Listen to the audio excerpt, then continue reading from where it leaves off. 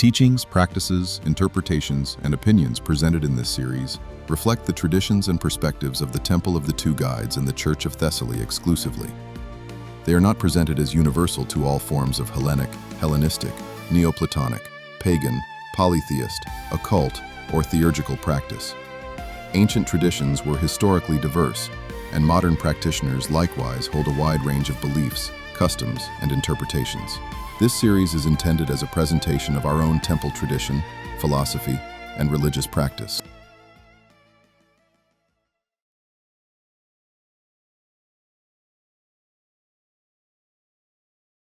And now it came to pass that Rhea gave Zeus to the Curetes, and to the nymphs Adraste and Ida, daughters of Melisseus, to nurse. So these nymphs fed the child on the milk of Amalthea, and the Curetes in arms guarded the babe in the cave, clashing their spears on their shields, in order that Kronos might not hear the child's voice. But when Zeus was full grown, he took Metis, daughter of Ocean, to help him, and she gave Kronos a drug to swallow, which forced him to disgorge first the stone and then the children whom he had swallowed. And with their aid, Zeus waged the war against Kronos and the Titans. They fought for 10 years, and Gaia prophesied victory to Zeus if he should have as allies those who had been hurled down to Tartarus. So he slew their guard Campe and loosed their bonds, and the Cyclopes then gave Zeus thunder and lightning and a thunderbolt, and on Hades they bestowed a helmet, and on Poseidon a trident. Armed with these weapons, the gods overcame the Titans, shut them up in Tartarus, and appointed the 100-handers as their guards. But they themselves cast lots for the sovereignty, and to Zeus was allotted the dominion of the sky, to Poseidon the dominion of the sea, and to Hades the dominion of the underworld. Now, as we move into the story of Zeus, we begin to see something fundamentally different from everything we've encountered so far. Up until this point, every attempt at authority has been defined by fear. Uranos feared what his children might become, so he hid them. Kronos feared what his children might become, so he consumed them. Both rulers tried to prevent the future from arriving. But the preservation of Zeus introduces an entirely different pattern. Notice that Zeus is not hidden alone. He is entrusted to others. The Curetes guard him. These sacred warrior guardians of Crete stand watch over the child and protect him from discovery. The nymphs Adrastea and Ida nurture him. These daughters of Melisseus serve as caretakers, representing the patient and sustaining forces that allow life to mature. Amalthea provides nourishment. Whether understood as a divine goat or as a nurturing figure associated with abundance, Amalthea symbolizes the provision that allows the future to grow strong. An entire community participates in preserving the future. That detail matters. The myth is teaching us that legitimate authority is not created in isolation. It is cultivated, it is protected, it is taught, it is sustained by relationships. The clashing of the Curetes' shields is particularly symbolic. On the surface, they are simply masking the cries of the infant Zeus so that Kronos cannot hear him. But on a deeper level, they represent collective vigilance. The future survives because others choose to protect it. From a Thessalian perspective, this is an important lesson about leadership. No worthy leader emerges entirely on their own. Every leader is shaped by teachers, mentors, protectors, communities, and institutions that preserve them long enough for their gifts to mature. Power that emerges without nurture often becomes predatory. Power that emerges through care becomes relational. In many ways, Zeus survives because an entire network stands between him and the fear of Kronos, and that mirrors reality. The strongest institutions are rarely built by isolated individuals. They are built by communities willing to invest in the future before the future can yet defend itself. When Zeus reaches maturity, we encounter another important difference. Unlike Kronos, he does not immediately resort to force. His first action is not war. His first action is counsel. He seeks out Metis. Now, Metis represents intelligence, wisdom, strategy, and practical understanding. This is significant because it means the future of the cosmos is not saved by strength alone. It is saved by intelligence. Together they devise a remedy that causes Kronos to disgorge what he had swallowed. And notice the order in which events unfold. Restoration comes before conflict. The swallowed children are returned before the war begins. Life is restored before power is contested. That sequence is incredibly important. The myth is teaching us that succession does not begin with domination. It begins with recovery. It begins with restoring what fear has suppressed. From a theological perspective, this establishes a principle that remains relevant far beyond mythology. Healthy societies do not become stronger by eliminating differences. They become stronger by restoring and reintegrating what has been pushed aside. Institutions become unstable when they destroy their own diversity of function. They become stable when the things that have been suppressed are brought back into proper relationship. Only after the restoration of Zeus's siblings occurs does the war begin. Now, it's tempting to view the Titanomachy as a sort of cosmic battle, but the myth presents it as something more than that. The Titanomachy, at its core, is the resolution of competing claims to authority. Two incompatible orders are attempting to govern the same cosmos, and eventually that conflict must be resolved.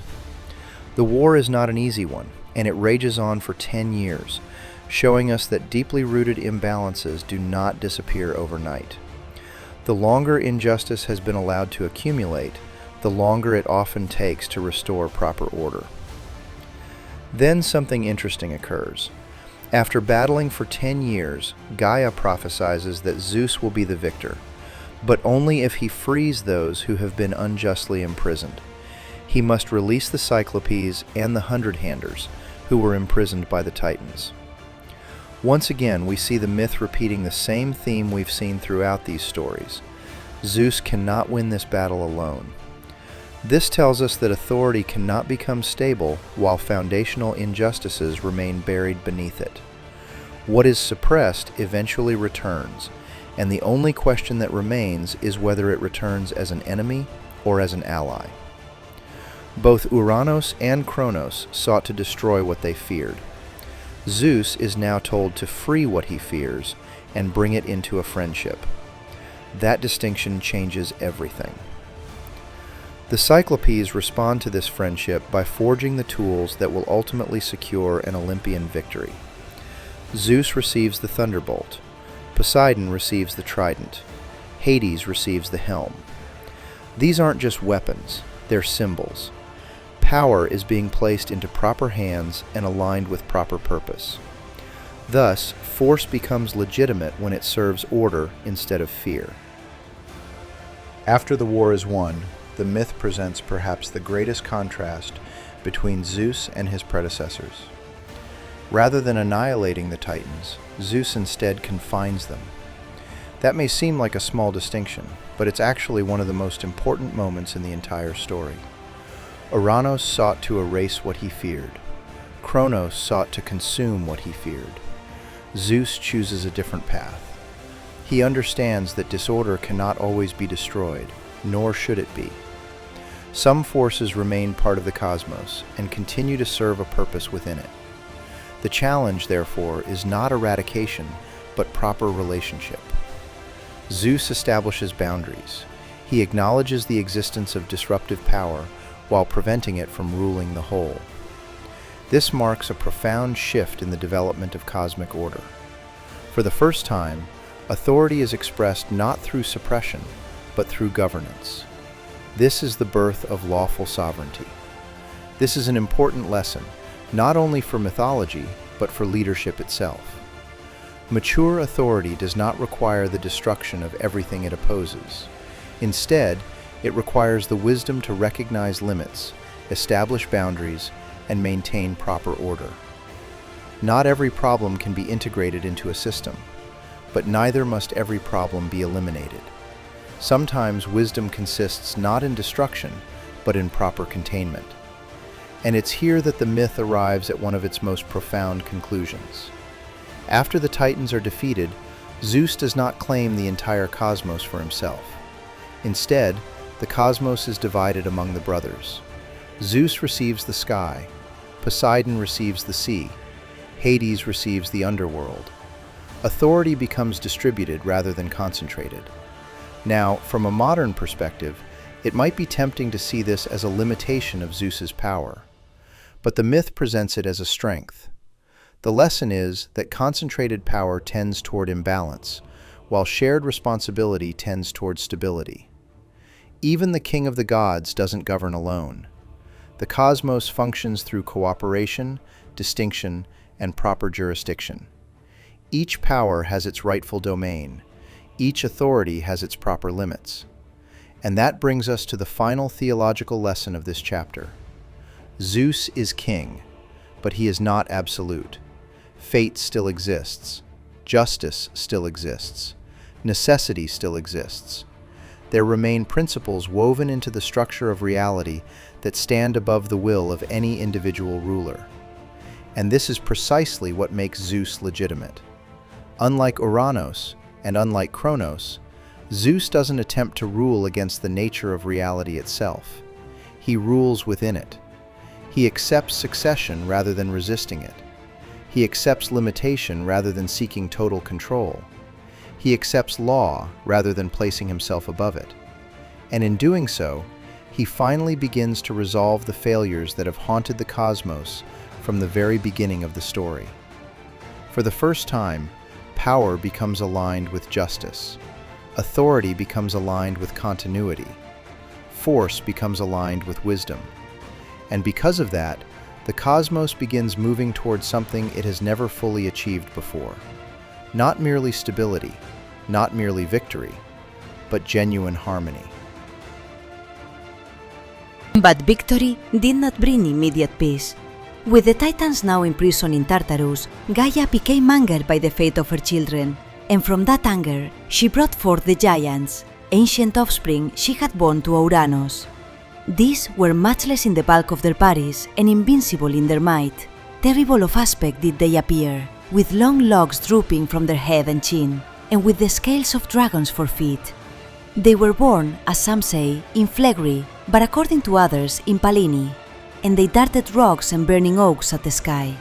Surpassing all the rest were Porphyrion and Alcyoneus, who was even immortal so long as he fought in the land of his birth. He also drove away the cows of Helios from Erythia. Now the gods had an oracle that none of the giants could perish at the hand of gods, but that with the help of a mortal they would be made an end of. Learning of this, Gaia sought for a symbol to prevent the giants from being destroyed even by a mortal. But Zeus forbade the dawn and the moon and the sun to shine, and then, before anybody else could get it, he called the symbol himself, and by means of Athena, summoned Heracles to his help. Heracles first shot Alcyoneus with an arrow, but when the giant fell on the ground, he somewhat revived. However, at Athena's advice, Heracles dragged him outside of Pallini, and so the giant died. But in the battle, Porphyrion attacked Heracles and Hera. Inspired with lust for Hera, he tore her robes and would have forced her, she called for help, and Zeus smote him with a thunderbolt, and Heracles shot him dead with an arrow. As for the other giants, Ephialtes was shot by Apollo with an arrow in his left eye, and by Heracles in his right. Eurytus was killed by Dionysus with a thyrsus, and Clytius by Hecate with torches, and Mimas by Hephaestus with missiles of red-hot metal. Enceladus fled, but Athena threw on him in his flight the island of Sicily, and she fled him and used his skin to shield her own body in the fight. Polybotes was chased through the sea by Poseidon and came to Kos, and Poseidon, breaking off that piece of the island, which is called Nisirum, threw it on him. And Hermes, wearing the helmet of Hades, slew Hippolytus in the fight, and Artemis slew Gratian. And the Fates, fighting with brazen clubs, killed Agrius and Thoas. The other giants Zeus smote and destroyed with thunderbolts, and all of them Heracles shot with arrows as they were dying. Now that Zeus has established his rule and the Olympian order has come into being, it would be easy to assume that the story is over. The Titans have been defeated, the domains of the cosmos have been divided, the crisis of succession has finally been resolved. For the first time since the beginning of creation, authority appears stable. But mythology has a way of reminding us that solving one problem often reveals another. The Titanomachy asked a fundamental question: who has the right to rule? The Gigantomachy asks a very different question: can lawful order endure once it has been established? In other words, this is no longer a story about acquiring power. It has now become a story about maintaining it. The giants are very different from the Titans. The Titans represented cosmic principles that had fallen into disorder. They were part of the structure of reality itself. The giants are something else entirely. They are not trying to create a new government. They are not trying to establish a new order. They are not heirs competing for succession. Instead, they represent raw, unintegrated force, power without wisdom, magnitude without proportion, strength without purpose. They do not seek to govern Olympus, they seek to assault it. And that distinction matters. The conflict is no longer about inheritance, it's about stability. It's about whether an ordered cosmos can withstand forces that reject order altogether. The story becomes even more interesting when we learn where the giants come from. According to Apollodorus, Gaia brings them forth after the defeat of the Titans. She is angered by the imprisonment of her children and responds by generating a new threat. This tells us something important. The Gigantomachy is not born from ambition, it is born from resentment. The giants are not challenging Zeus because they believe they have a better vision for the cosmos. They arise because there are wounds that remain unresolved. From a Thessalian perspective, this is an important lesson. Not every threat to order comes from people seeking authority. Sometimes disorder emerges from accumulated grievance. Sometimes resentment itself becomes destructive. The giants embody that principle. Apollodorus describes them as enormous beings with terrifying forms and serpentine features. These details are not merely decorative, they are symbolic. Notice that the giants remain deeply connected to the earth. One of them, Alcyoneus, cannot be defeated so long as he remains on his native soil. That detail reveals something important about their nature. The giants are bound to origin. They are rooted in place. They represent forces that cannot move beyond their own foundations. Rather than seeking to govern, they simply erupt upward. They hurl rocks. They throw burning trees. They attack the heavens themselves. The crisis is no longer about who sits upon the throne. The crisis is whether the throne can survive the assault of unrestrained force. At this point, the myth introduces one of its most fascinating developments. The gods cannot win this war on their own. An oracle declares that no giant can be defeated by a god acting alone. And suddenly, the story expands. For the first time, humanity becomes essential to the maintenance of cosmic order. This is where Heracles enters the story. Heracles is not an afterthought. He is not a side character. He is necessary. The gods possess power, but power alone is insufficient. The giants are rooted in material existence, and therefore their defeat requires cooperation between the divine and the mortal. This becomes one of the most important theological lessons in the entire myth. Order is no longer imposed exclusively from above. It is maintained through partnership. The divine and mortal realms must work together. The cosmos is not sustained by the gods alone. It is sustained through participation. Even Zeus demonstrates a different kind of leadership here. Rather than attempting to dominate the situation through brute force, he acts within the framework of law and fate.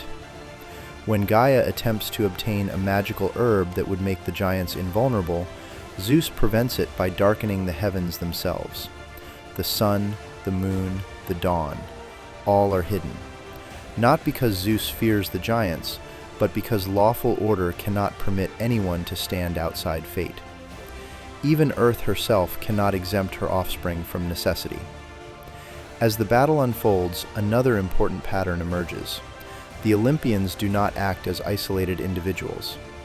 This is the first great conflict in which the entire Olympian order functions together. Apollo acts according to his nature, Artemis according to hers, Athena according to hers, Poseidon, Hecate, Hermes, Hephaestus, Dionysus, and the fates themselves all participate. Each confronts a threat appropriate to their domain. This is not redundancy, it is coordination. The myth is teaching us that stable authority depends upon specialization and cooperation. No single power solves every problem. Each force contributes what it is uniquely suited to provide. Athena offers perhaps the clearest example. She defeats Alcyoneus not by overpowering him directly, but by dragging him away from the land that sustains him. She changes the conditions of the conflict itself. Another giant, Enceladus, is buried beneath Sicily. His destructive force becomes contained within the structure of the world. Again, we see a recurring lesson. Lawful authority does not simply destroy.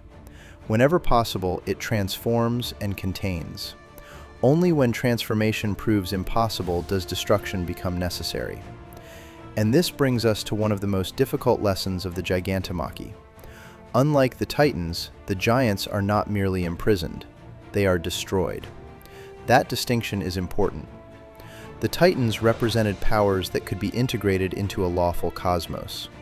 The giants represent powers that reject integration altogether. Containment is impossible. Reconciliation is impossible. Their continued existence threatens the stability of the whole. From a theological perspective, this is not vengeance. It is preservation. It is the reluctant recognition that some forms of excess cannot be governed. They can only be removed.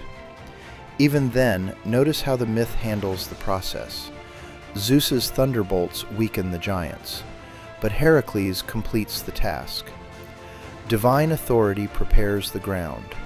Mortal participation brings the work to completion. Responsibility is shared. The burden of maintaining order belongs to everyone. With the defeat of the giants, the cosmos reaches a new stage of maturity. The age of succession has ended. The age of rebellion has ended. The age of primordial upheaval has ended. The Olympian order is no longer merely established, it is proven. The question is no longer whether Zeus can become king. The question is whether kingship itself can endure. And the answer given by the Gigantomachy is yes, but only under certain conditions. Authority must remain aligned with law. Power must remain aligned with wisdom. Order must remain open to participation. And leaders must know when to restore, when to contain, and when, reluctantly, to destroy. In that sense, the Gigantomachy is not the story of how Zeus gained the throne. It is the story of how the throne proved worthy of being preserved. As we bring this lesson to a close, we can now see how the great struggles of the cosmos gradually transformed the nature of authority itself. The Titanomachy answered the question of succession. Who has the right to rule? The Gigantomachy answered a different question. Can lawful order endure once it has been established? Throughout these stories, we have watched the cosmos move from repression to revolt, from fear to restoration, from instability to governance. We have seen Zeus free the unjustly imprisoned, unite former divisions, distribute authority among the gods, and establish a sovereignty rooted not in domination, but in law, wisdom, and cooperation. We have also seen that lawful authority is not proven by acquiring power alone. It is proven by maintaining order when confronted by forces that seek to destroy it. The defeat of the giants marks the end of the great age of primordial upheaval. And yet the story is not over. For even after the Titans have fallen and the giants have been defeated, one final challenge remains. A challenge greater than any that has come before. A being so vast and terrible that even the gods themselves will tremble before him. In our next lesson, we will explore the coming of Typhon, the last great adversary of Olympian order. We will examine why the Greeks understood Typhon not merely as a monster, but as the ultimate embodiment of chaos itself. We will explore the terrifying battle between Zeus and Typhon, the near collapse of the cosmic order, and the final test of Zeus's kingship. Until next time, may the gods guide your steps, may wisdom illuminate your path, and may you continue to seek the deeper truths hidden within the sacred stories of our tradition.